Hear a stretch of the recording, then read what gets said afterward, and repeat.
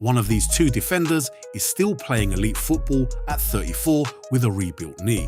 The other retired as a liability, and the difference between them has nothing to do with talent. Sergio Ramos is on the ground every other challenge, sliding, lunging, throwing himself at anything that moves. The crowd roars. The cameras love it. He bleeds for the shirt, they say. Van Dijk barely gets his kit dirty, and somehow, Van Dijk's teams concede fewer goals. That's not luck, that's not the system, that's a philosophy. And once you see it, you can't unsee it. Ramos won 4 Champions Leagues, 5 La Ligas. He's one of the most decorated defenders in the history of the game. Nobody is taking that away from him. But look at his disciplinary record, and it tells a very specific story. 101 yellow cards in La Liga alone. More red cards than most players make appearances. In the 2019 Champions League, Ramos picked up a yellow card against Ajax in the 89th minute, deliberate enough that he admitted it himself after the match, then walked it back on Twitter. Van Dijk came from nothing. Groningen, then Celtic, then Southampton. Every step up, there were scouts and coaches who said he was too slow. Ajax looked at him and passed. But there's a moment at Groningen that changes the whole story. A red card, a late, reckless sliding tackle in a match that actually mattered.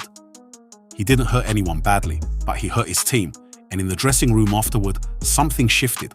By the time he reached Southampton, the transformation was already done. 59 completed tackles in his first Premier League season, but just 0.6 fouls per game, 0 red cards. Physical without being reckless, dominant without being dirty. The British press loved it. They called him the complete defender. But even then, even watching him every week, most people still didn't understand what they were actually seeing. And then Liverpool paid £75 million and everything changed. Here's what nobody explains properly about a sliding tackle. The moment you go to ground, you're done. You've committed everything to one direction. If the attacker shifts half a step, you've missed the ball, you're on the floor, and there's open space behind you. A sliding tackle isn't just a defensive action, it's a bet, and every time you make that bet, you're gambling with your team's entire shape. Under Klopp, Liverpool played with a high defensive line. The fullbacks pushed forward into attacking positions, which meant Van Dijk was often covering space that in any other system would need 3 players. A defender who slides in that situation doesn't just lose a duel, he destroys the structure. So Van Dijk didn't slide. Instead, watch him in a one-on-one. He holds his position, body angled at 45 degrees, never directly in front of the attacker, always ready to explode either way. He forced Sissoko to shoot with his weaker foot without even touching him. Hazard admitted it was almost impossible to beat him. But this wasn't even the craziest part. In the season Liverpool won their first Premier League title in 30 years, they conceded just 33 goals across the entire campaign. For a long stretch after Van Dijk arrived, opponents simply couldn't find a way past him. Game after game, the backline held. Liverpool went from being one of the softer defences in the top half to the best in England, almost overnight. Autumn 2018, France versus Netherlands. Mbappe, 19 years old, fresh off winning the World Cup. Broke into open space, full sprint with lots of room to run.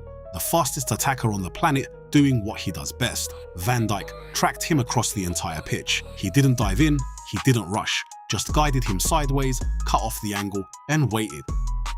That December, he finished second in the Ballon d'Or, behind Messi, who had scored 50 goals in 50 games for Barcelona that season.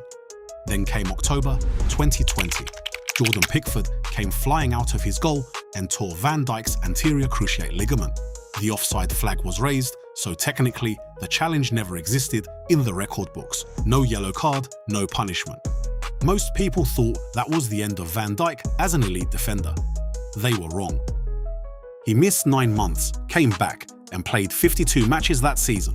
Klopp said one thing publicly. Emotional moment to see Virgil and Joe back on the pitch as well. Yeah, it was nice feeling, huh? It was nice feeling. Everyone can see Virgil is back. No hesitation, no protection instinct, no dropping deeper to avoid contact. The reason he returned so completely isn't just physical, it's because his game was never built on aggression. It was built on reading, on positioning, on decisions made 2 seconds before the ball arrives. None of that goes away after surgery. A defender who played like Ramos, gambling, throwing himself in, might never fully recover from the same injury. The demand on the knee is just different. Van Dijk's technique didn't just make him a better defender in his prime, it extended his career by years. And that brings us back to Ramos. Ramos spent his final years at Real Madrid visibly declining. The pace that let him get away with those gambling challenges was gone. PSG signed him. It was a disaster. Injuries, inconsistency, none of the authority that made him famous. At 36, he was a defensive liability at clubs who weren't built to cover for him. Van Dijk, he signed a contract extension keeping him at Liverpool until 2027. He's 34, he starts every match. Under Arne Slot, he might be having the most complete season of his career. Same generation, same position, two completely different endings. The argument about who was better in their prime isn't really the point. Ramos in his prime was a force of nature. A different kind of player producing a different kind of performance.